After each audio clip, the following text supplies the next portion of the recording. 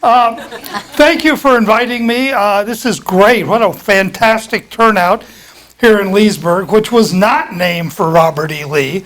Whoever has started the drive to change the name of the town needs to be told that. I thought it was the sneakiest thing. Calvin Lee must have been a wonderful man. He suggested they name the town for his brother.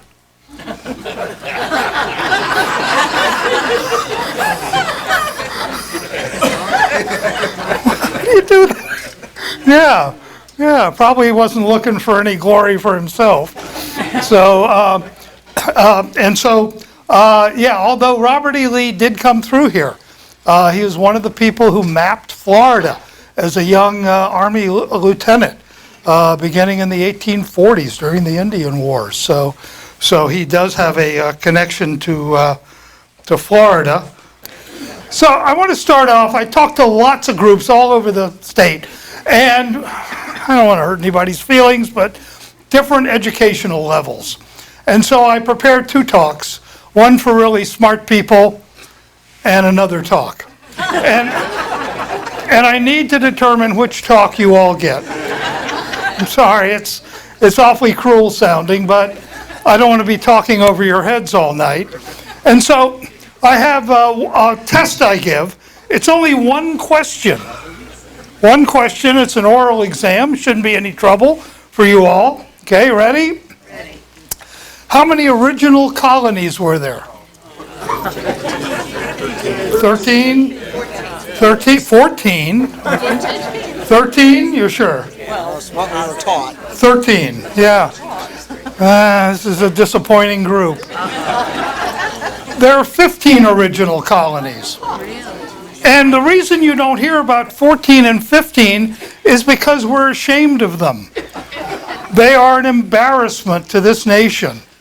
The two colonies, British colonies, nobody talks about are East and West Florida. East and West Florida, when the guys in Philadelphia say, hey, you want to come up here and talk independence? East and West Florida said, no, what are you, crazy?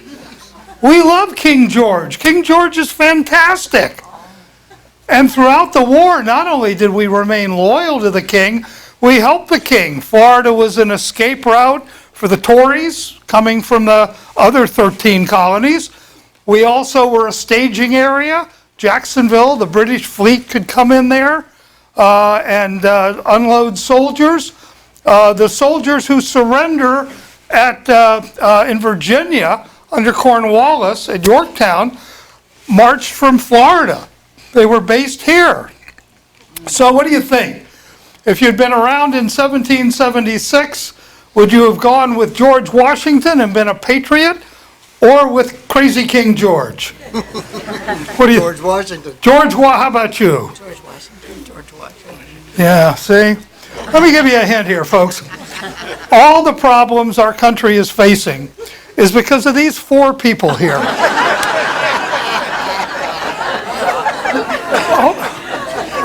Hold on. Think for a minute. Think for a minute what King George wanted. He wanted to tax tea, the famous Tea Party, a tax on hot tea here in Florida. He wanted the wool tax on heavy wool clothing.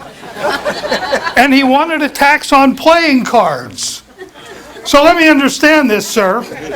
Instead of the tax on hot tea, wool clothing, and playing cards, you went with the property tax, the income tax, the sales tax. Yeah, that was your decision? You want to rethink this at all? Yeah. If we had stayed a British colony, we'd be like Bermuda today. You hear anybody complaining about Bermuda? The point of this all is that there's so much about Florida history we don't know. Most of us come from somewhere else, and we took Maryland history in my case, maybe New York history or New Jersey history or Pennsylvania history in your case, and we know so little about it. And even in our U.S. history courses, they are taught from the point of view of the British. And they all start with Jamestown and the Pilgrims, right? That's it. Well, you know, we all had to read that chapter about the poor people at Jamestown. Remember? And how they starved that first winter and how terrible it was. If they had sailed a few hundred miles south, they could have checked into the hotel in St. Augustine and ordered room service. This is an amazing fact. When the Pilgrims landed in Jamestown, St. Augustine was already undergoing urban renewal. They were tearing buildings down in St. Augustine to build bigger buildings. The first Thanksgiving is celebrated not in Massachusetts, but here in Florida, near present-day Tallahassee, half a century earlier by Hernando de Soto, who declares a day of Thanksgiving and dines with the Indians in the Panhandle. So many things happened here. This is Old Spanish, and I give credit to people who can read Old Spanish. Not only is it different than modern Spanish, but the handwriting, as you can see, is terrible. A weird fact that it will be almost the end of this century before the American flag has flown over Florida as long as the Spanish flag did. We have a tremendous Spanish heritage here. And this is a document from 1600. And if you can see right here, I don't suppose anybody reads Old Spanish, it's a letter to the crown announcing in 1600 that they have held the first St. Patrick's Day parade. And they shot off cannons and marched through the streets of St. Augustine. So, 250 years before it started in New York City, we're already celebrating St. Patrick's Day here in Florida. We also this is one of the early maps of Florida, not real accurate, but you can see the dark area is Florida. Florida extends all the way up to present-day Washington, D.C., and over, this is the Mississippi, over to the Mississippi River. Yeah, it was huge. Took up all the southeastern United States. This is a French map. France is kind of neutral. They don't, have a horse in this race. But you can see all this they say is Florida in purple. You can see the British colonies hugging the coast, and then Mexico, Texas now, and down to what is Mexico now. So this is the extent of how huge Florida was. It's an amazing thing. And gradually it gets eaten up by everybody and their mother. They start nibbling away at us and taking our land. 3 presidents have kind of started in Florida and gone on to the White House. Even though Florida is the largest state that's never had a president, never had a vice president, never had a presidential nominee, and never had a vice presidential nominee. But Zachary Taylor, who serves as president, comes here to fight Indians. He is relatively successful. And as a result, he is promoted and will be moved to Texas for the Mexican-American War, and then becomes president. So he gets his start here. This is from a map that he authorized of Florida. Okay? His map is the second map. The first map, I really like this map. The first map is authorized by the Secretary of War, whom all of you know. You know the Secretary of War from the 1830s? No? No? Gee, that's just... The Honorable Joel R. Poinsett.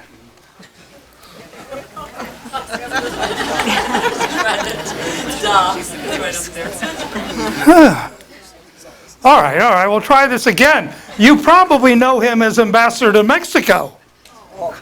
Probably not. Probably not, you sure? Okay. While he's in Mexico, he finds a beautiful red plant.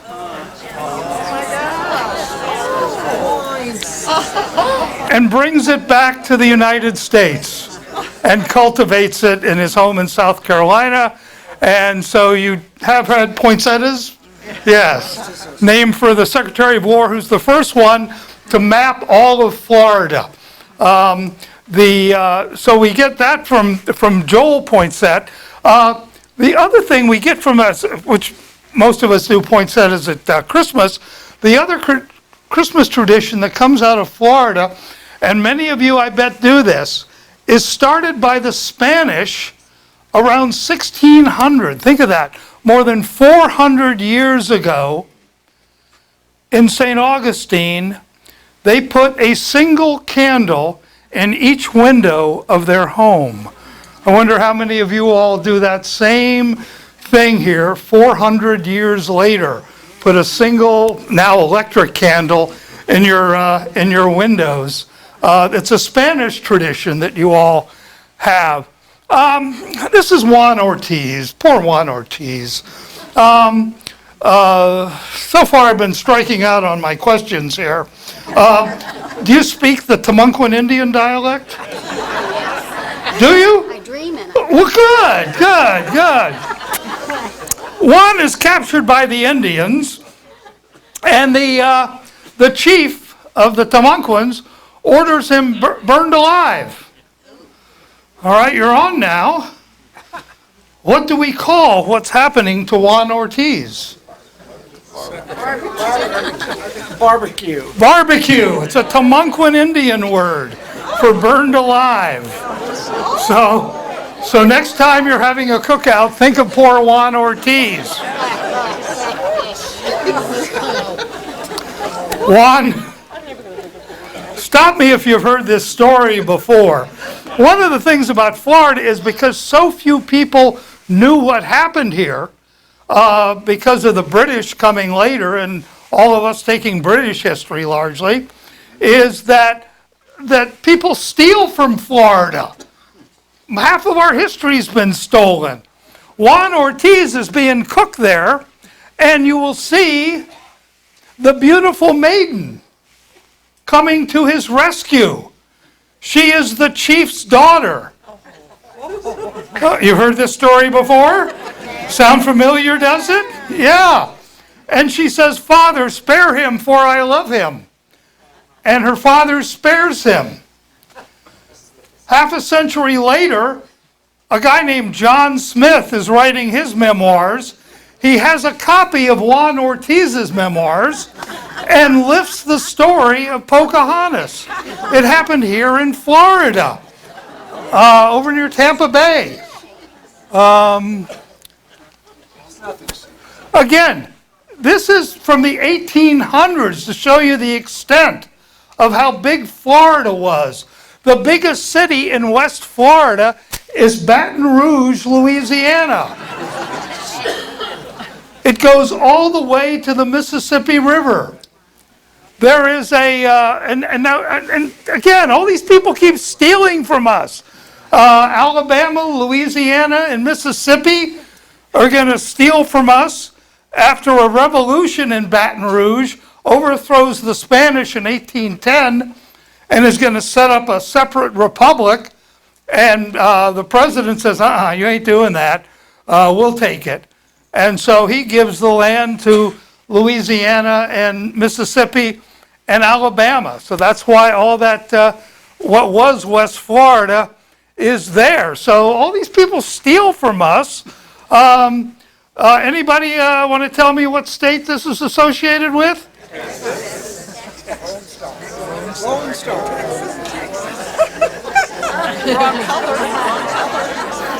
They stole from us? They stole our flag, yes.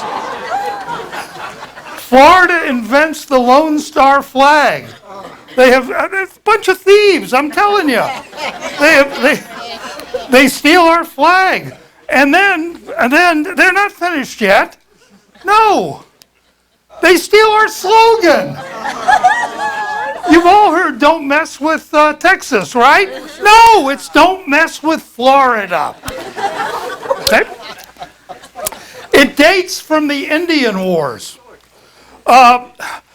The Indian Wars were something the United States Army had never experienced before. All of a sudden, you'd be in camp, and arrows would start coming out, and you'd be wiped out. I mean, it was just a kind of a terror thing. And so it was not unusual for soldiers to run away. They would, in the face of battle. They had nowhere to go. They're in the middle of a swamp. And so gradually they'd come back in most cases. And most of them ended up making pretty good soldiers. It was just that initial battle and the shock, because they had been trained in one kind of warfare and it was different. Well, it wouldn't do any good to court-martial them in the middle of a swamp, in the middle of an Indian war, but you needed to punish them. And you showed your contempt by refusing to dine with them. You would ostracize them at meals. In the military, what is dining called? Mess. Don't mess with him.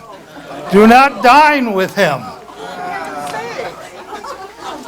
So when the Mexican-American War starts, the same people like Zachary Taylor, who had been involved in the Florida War, take the punishment to Mexico, and Texas steals our thing. It's terrible.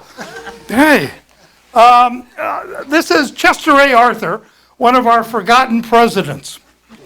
Chester A. Arthur is the first president to come to Florida. Not till 1883 does a president come to Florida. He comes down, and first of all, he goes to Kissimmee. He is not allowed to go south of Kissimmee in 1883. Oh, that's a good question. Anybody want to guess why? No, not the Seminole Wars. There's no telegraph south of Kissimmee. The president has to be able to be in touch with Washington. Think about that. Of the 20 largest cities in our nation, Miami's the newest. Not Seattle or, Los Angeles or some, Jackson, Wyoming or someplace like that. It is the newest. He goes to Kissimmee, and he wants to go fishing. And the people with him say, no, we don't want to go fishing. And they want to engage in a new sport. They want to go shoot alligators on Lake Toho. And so they leave the President of the United States, who goes off fishing. And he finds this spot, and he just raves about it. Just can't talk about it enough. Catches all kinds of fish. And he says it's the most beautiful place he's ever been. 80 years later, somebody else will come to that little creek where Chester A. Arthur went fishing, and called Reedy Creek, and pronounce it the most beautiful place he's ever seen. And Walt Disney will build Disney World on the exact same spot where he was in 1883. Again, we are so grateful to the Spanish. We don't know how much they contributed to us. They give us horses. Horses had roamed 50,000 years ago, but had become extinct in North America. It's the Spanish who introduced horses. They introduced cows. They introduced oranges. They introduced lemons. And they introduced palm trees. Palm trees are not indigenous to the United States. They are introduced by this ship. This ship is sailing from the Pacific Islands with a cargo of rum and 20,000 coconuts. It runs ashore on what is now Palm Beach and files an insurance claim. The insurance company is suspicious because it didn't occur on the ocean side, it occurred on the lake side in calm weather. But the 20,000 coconuts get dumped, and we'll start this thing about palm trees in Florida. And that's where this comes from. The ship goes up, this is what, 1879, fortunately on an empty piece of property down there. Anybody want to tell me who lives there now? Donald Trump. It lands at Mar-a-Lago in Palm Beach. This is Thomas Edison. Thomas, as a historian, I think sometimes if I could go back what I'd like to do in time. Thomas Edison would go camping. He loved to go camping. And he would go with himself, Henry Ford, Harvey Firestone, and Herbert Hoover. And they'd camp out. I would think, gosh, what a great conversation that would be. His car, and it's hard to tell here, was specially made by his friend Henry Ford. Henry Ford made a limited number. Edison buys a home in Fort Myers, and Ford later buys the one next to him. So they both spend a lot of time there.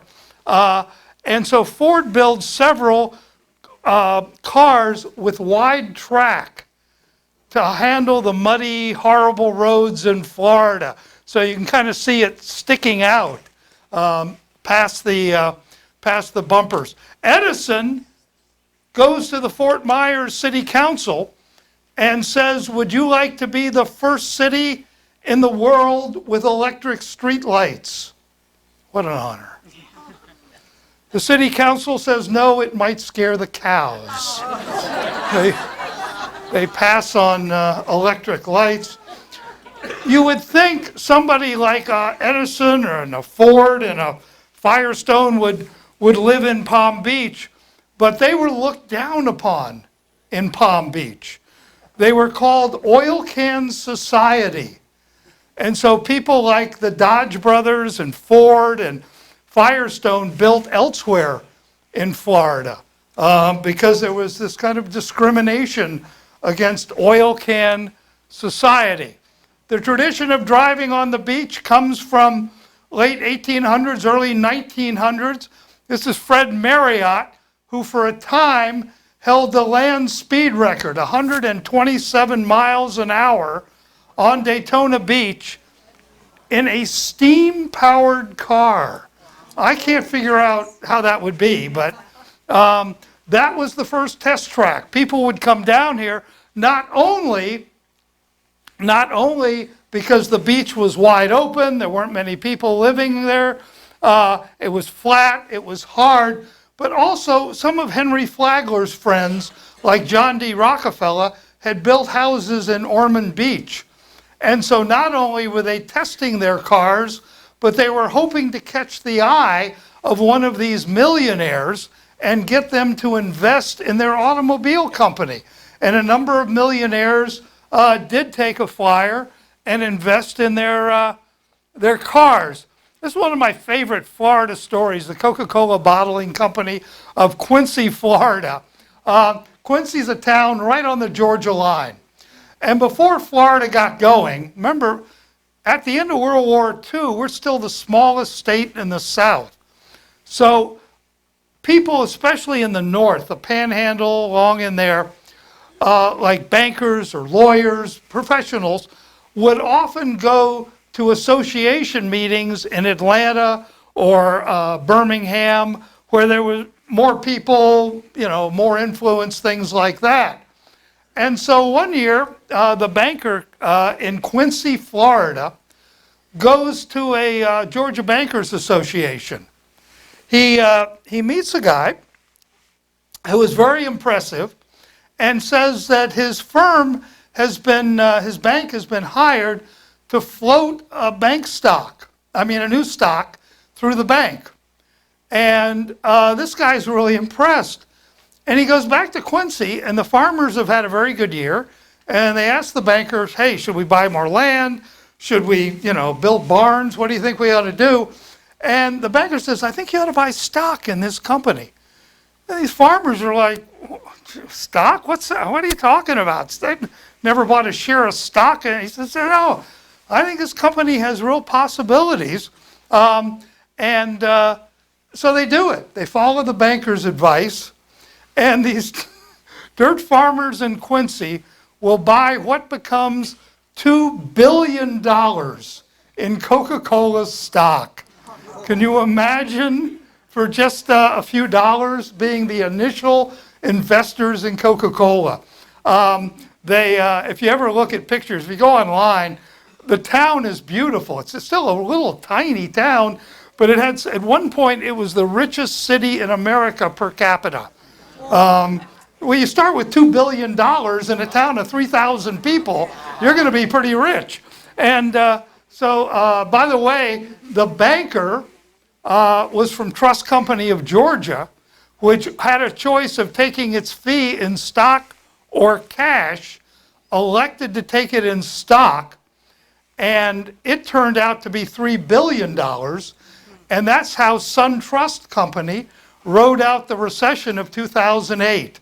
They sold their Coca-Cola stock that they had held for more than a century and saved their bank. First airline in Florida. 4 airlines are formed in Florida if you count this one. Toni Janus. There's still an award, the Leading Airline Industry Award, that's given every year to the best airline executive, is named for Toni Janus, who starts an airline that will fly you from St. Petersburg to Tampa.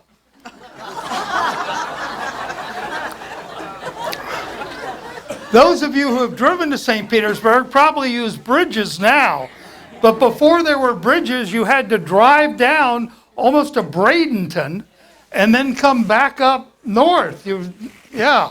So you could fly. It was round trip, $10.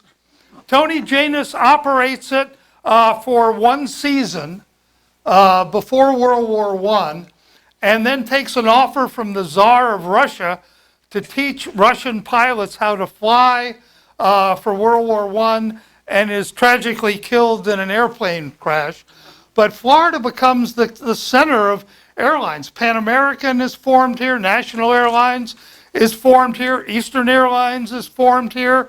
So it really is a starting place for many of the airlines. This is my favorite presidential picture. This is Warren G. Harding with an elephant. Warren, as you know, was extremely corrupt, and he loved Florida. And he came here frequently. His father-in-law, who hated him, owned a house in Daytona Beach. And so even, late 1800s, early 1900s, he would come here. After he was elected president, he went sailing on a friend's yacht off of present-day Titusville. Well, it was Titusville then. And they come up the Indian River and get stuck on a sandbar. I keep picturing this and try to relate it to today. Can you imagine Chester Arthur today, the president, saying, I'm going fishing by myself, I'll see everybody later, And in this case, Harding and this boat get stuck on a sandbar. Can you imagine what would happen to the Navy and the helicopters? But nothing happened. They said, well, tide will come in tomorrow and we'll get off the sandbar. So Harding takes the little dinghy, the lifeboat, rows ashore to the Titusville dock, and asks if he can rent a car or hire a car, cab. And they find somebody, and he rides around, sees the area, and word spreads quickly. And by the time he gets back to the dock, there's this man waiting, holding a piece of paper. And he says, hey, President Harding, I'd like to present you with a lot on Cocoa Beach. And Harding said, I can't take that. No, thank you. No, no. I want you to have this. And he keeps doing it. Finally, just to get away from the guy, Harding puts it in his pocket, gets back on the boat, rows himself back to the yacht. Next day, the tide comes up, and they go away. Had Harding looked on the shore as he sailed by Cocoa Beach the next day, he would have seen a large sign saying, "Be President Harding's neighbor. Buy a house in Cocoa Beach." But he also goes to Miami, and Carl Fischer, somebody was saying they were in Indianapolis. Who was saying they had lived in Indianapolis? Yeah. Carl Fischer, creator of the Indianapolis Speedway, the Delco Company, also is the guy who made Miami Beach. And he opens the first resort hotel there, and Harding's going to come and play golf. Well, Fischer wants to be sure he can get maximum publicity, so he goes out and buys a baby elephant named Rosie and uses Rosie as Harding's caddy. And so Rosie follows Harding all around the course in Miami Beach. And of course, it gets him the publicity that he was seeking. Meanwhile, this is Richard Nixon and Jackie Gleason playing golf at the Doral course, which I just find these coincidences strange. The Doral course, of course, today is owned by President Trump. So you used to have Gerald Ford used to play at Doral. Nixon used to play at Doral.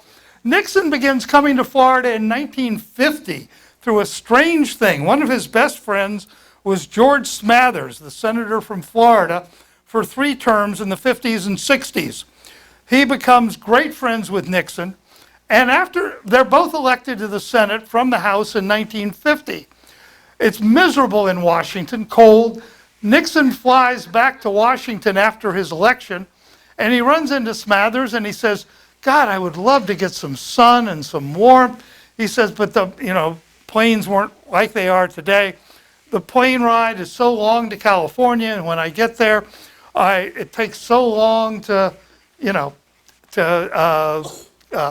get anything done. Everybody wants me to talk or meet with them. Smathers says, well, why don't you go to Miami? Why don't you go to Miami?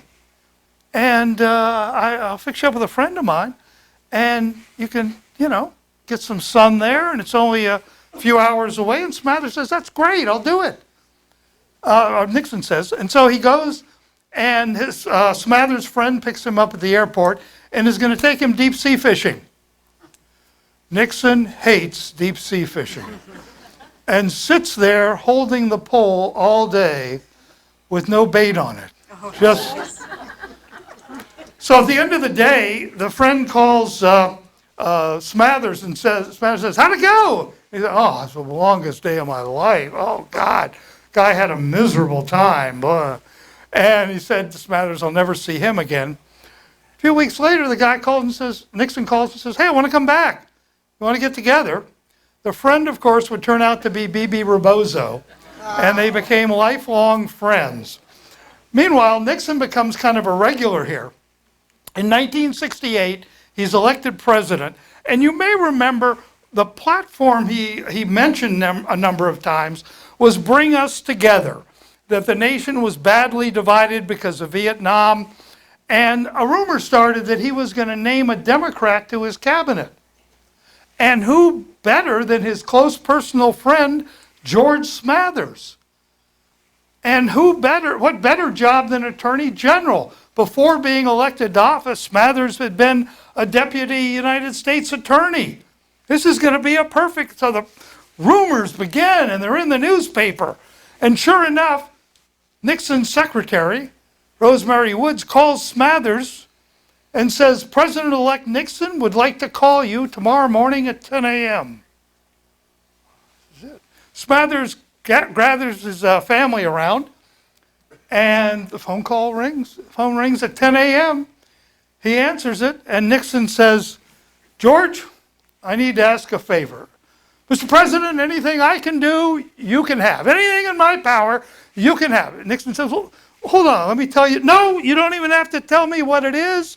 You can have it. If I can do anything for you, it's your. Nixon says, well, let me at least tell. No, no, no, no. Anything you want, you can have. Nixon says, well, okay. I want to buy your house in Key Biscayne. It becomes the Winter White House, as we know it, in Key Biscayne. Smathers now is on the horns of a dilemma. What to charge the president for this house? He doesn't want a story in the paper, friend holds up Nixon or, takes advantage of president, He ends up selling the house on the ocean in Key Biscayne for what he paid for it, $9,000. All right, who's this guy?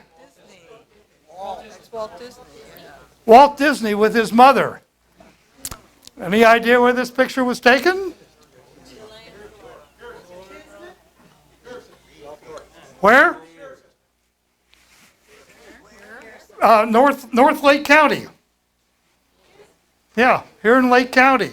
There's still Disney family members living in Lake County. Yes, I'm not making this up, I'm a historian. The Disney family comes here, and they fail. Walt's father fails at everything. I find this ironic. He opens one of the first resort hotels in Florida, and it goes bankrupt. Apparently, they've caught on to how to do it by now, but it took him 100 years. He opens it over near Daytona Beach. He tries to be a mailman. That doesn't work. He tries to grow citrus. That doesn't work. And so the family leaves. And they head up north, and that's where Walt is born. But they have family here, and they come back frequently to see cousins and aunts and uncles and people like that. And so Walt knows the lay of the land. He's been here a lot. And so when he gets ready to look for a replacement for an East Coast version of Disneyland, almost as soon as Disneyland opens, they start thinking about an East Coast location. They look at Niagara Falls, which at the time was the biggie. They look at Washington, D.C. They look at St. Louis. They look at Palm Beach or West Palm Beach. And finally, they narrow it down to either an area near Daytona, Bradenton, Orlando, or Ocala. He dismisses Bradenton and Daytona because he says he doesn't want to compete with a free attraction, the beach. Hey, do I want to pay $100 to go to Disney or go lay on the beach for free? And so it's Ocala or Orlando. And he flies into Tampa secretly and drives up to Ocala. He is extremely familiar with Ocala and very interested in Ocala. It's hard to picture that today. But Ocala was the highway capital of the nation. Because of a congressman who was very influential, every road in the world went through Ocala. 441, and remember, this is back 1960s, early 60s, when people didn't fly that much. It was still so he's thinking automobiles. So 441 goes through there, 301, the new turnpike goes through there. So he's interested. So he drives up there and scouts it out. And, definite possibility here. And then drives back to Tampa that night. He's rushed for time, so he's not going to drive to Orlando. He's going to fly over Orlando. And so he flies over Orlando, looks out the window, and says, that's it. That's it. Where the turnpike and I-4, which is under construction then, meet. Historic moment for Florida, wouldn't you say? One of those things you remember what you were doing when he said that's it? Do you remember what you were doing? I could have been sleeping. You don't remember what you were doing when he said? Wow. Do you remember? I was in school. And you don't remember? Oh, well, gosh. The plane, he doesn't have time to land. The plane banks at 1 o'clock after he has said that's it, heads back for Burbank, but has to stop in New Orleans for gas. When he gets off the plane to stretch his legs, it's a private plane, obviously, the member of the ground crew comes up to him and says, Mr. Disney, did you hear that President Kennedy was shot in Dallas at 1 o'clock? So it's strange that the event that changed Florida forever also changed our nation forever, happening at the exact same time. Walt will never live to see, this is the announcement, Walt will never live to see it built. He picks Orlando, the Ocala thing. He had been to Ocala dozens of times, mainly because most of the roads went east and west back then. 44, which a number of you have been on, and 46. So he had been back and forth. Had he done it the reverse, had he flown over Ocala and driven to Orlando, Disney World today would be in Ocala. Simply because when he looked out the window, he had no idea that what he was pointing to was swampland. And it took an extra year or two to build Disney World because of this swampland. I don't know how many of you heard the stories about the underground tunnels at Disney. Yeah, they aren't underground. They're at ground level. The Magic Kingdom is built on 16 feet of fill dirt. And the lakes around it where the dirt was dug out to build Disney World. I interviewed Roy Disney Jr., Walt's nephew, who told just some amazing stories. But one was that they were staying at a motel, and Walt was, trying to be incognito. If people found out he was buying land, the price would soar. And Disney didn't have that much money at the time. They weren't like today. And so he was having breakfast one morning, and the waitress came up and said, "You're Walt Disney." And the people at the table, "Oh, God, no." And "No, I'm not. No, I'm not." And she says, "Oh, yeah, no, he's a lot better looking than you." And Walt loses it. And he says, "I am too Walt Disney." And the people at the table, "Oh, my God." And one of them goes, and so for the rest of the meal, in a stage voice, the waitress comes up and says, "Will there be anything else, Mr. Disney?" So, the other story that I love, a quick one. I'm running out of time here, but again, this is like a jungle. They're going out in flat-bottom boats and pushing them with sticks, like in Venice, to get around. It's that bad. And when they would pack, they would wear pith helmets. They would take backpacks. They would pack water and food, toilet paper, everything they were going to need for the day. So one day they're out there and they find this chicken farm and a diner. It's got bathrooms. It's got ice. It's like heaven. And so this is the answer to a prayer. So they start going there like 3 times a day. And so one day, one of the big shots comes in. And the big shot, by the way, had a mother in St. Louis. And to keep the secrecy, he would fly through St. Louis because his mother lived there. So he would fly and see his mother on Sunday, and then Monday morning fly to Orlando. And so the Sentinel, the Orlando Sentinel, would look at this guy coming in from St. Louis every week, and they wrote a story speculating it was which company? No. McDonnell Douglas. Yeah. So anyway, the big shot comes in and he says, well, they tell him about this diner they found, and he says, well, when we go to lunch there today, why don't we tell him we'll buy his property? And yeah, that's okay, we'll do that. And then somebody says, wait a minute, whoa. If we tell him that, we'll buy his property, he'll shut the place down, we will lose the bathroom and the ice and everything else. So he says, okay, let's wait. Okay. So they wait until the very end. And by now they've got several hundred people out there. And they finally go to the guy and tell him they want to buy his place. And he starts crying. And he says, I don't have a family. I live out here by myself. I have been so lonely. And he said, for years I have been trying to sell this place and nobody will buy it. And he's crying. And the Disney people are thinking they're feeling pretty good about this. They're helping this old guy out.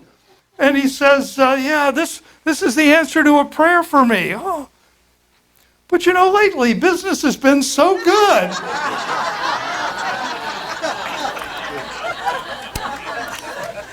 Chicken Ranch is still there. It's one of two pieces of property Disney did not get. Some of you have been to the people who did get most of the property. The Grand Cypress Hotel at Disney World at Lake Buena Vista, right there at 535, is where the Chicken Ranch was. I always end with a story about Ray Charles.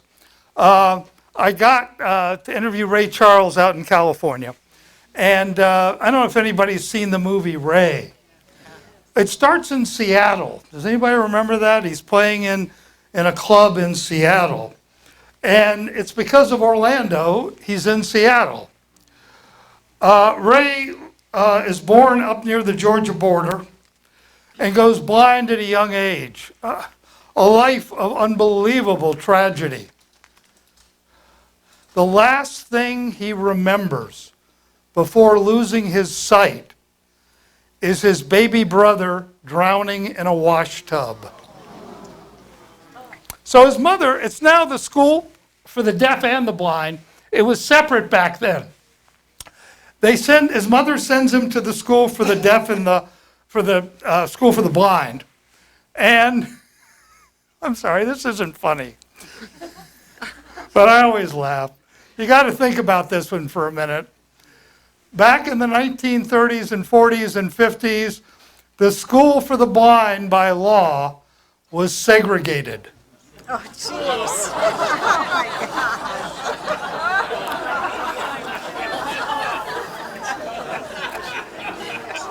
God. Ray said it was like being inside a pinball machine. He'd start walking, Ray, you get away from that white girl. Ray, get away from that white boy. Yeah.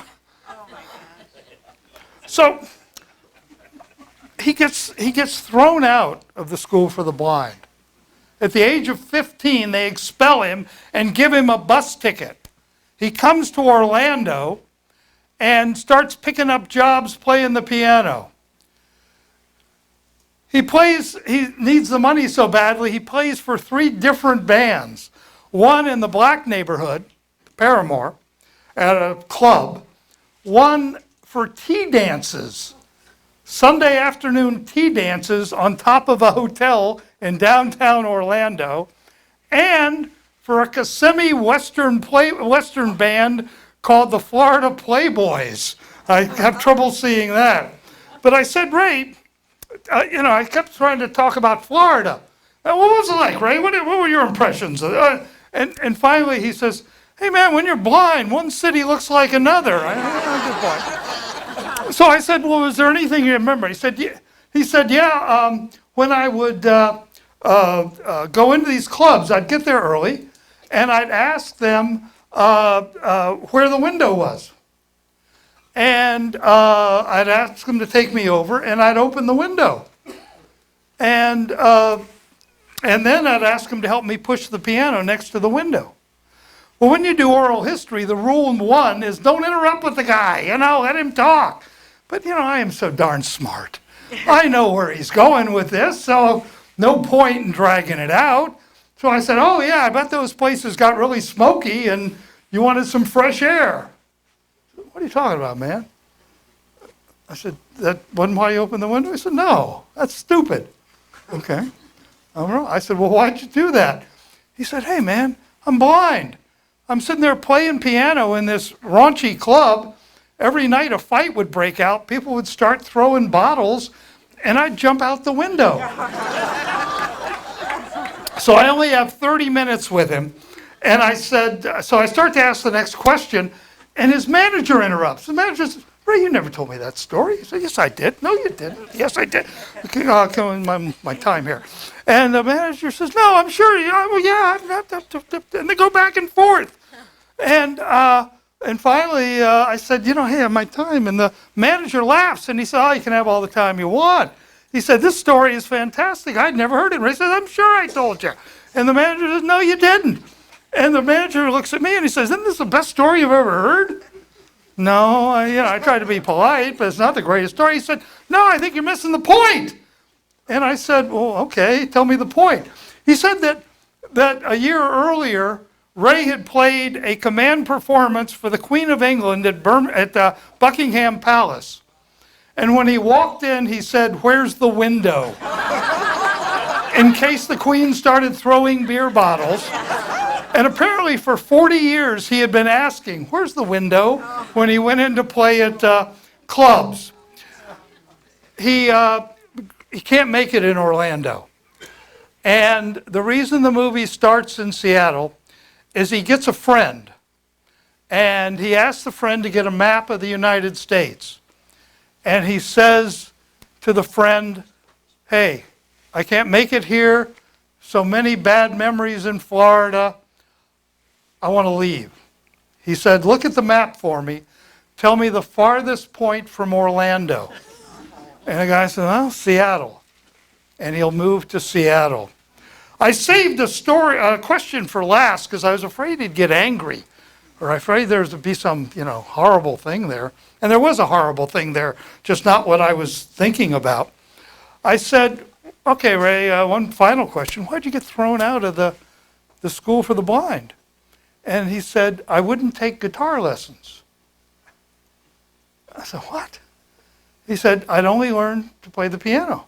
I said, wait, you knew you wanted to be a musician? He said, yeah. Well, wouldn't that help you, the more instruments you could play? And he said, I wasn't going to play the guitar. And I said, well, I don't understand. I mean, playing the guitar, you can play, hey, I can play 2 instruments. You ought to hire me. He said, I wasn't going to learn to play the guitar.